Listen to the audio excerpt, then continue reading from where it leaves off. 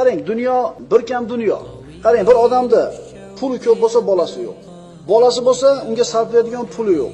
Bir odamning ayoli soliha, lekin farzandi yo'q. Ya'ni bir odamda qarasangiz farzandlari serob, lekin bular noqobil. Demak, nuqson, kamchilik bu dunyoda bo'ladi. Bir kam dunyo bo'lishligi siz bilan biz uchun yaxshi birodarlar. Toki shu dunyoda g'am tashvishidan zerikamiz, Alloh taoloning huzuriga ketishlikka oshiq qolamiz.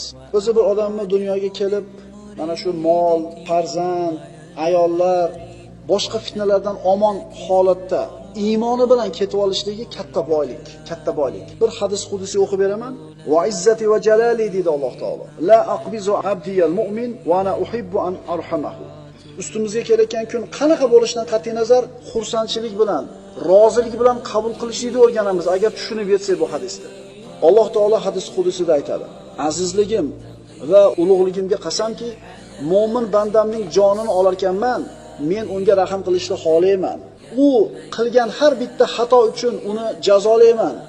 Dunyoda o'zida Alloh taolo bizdan gunoh sodir bo'lsa, dunyoda jazolayotganligi yaxshilikning belgisi.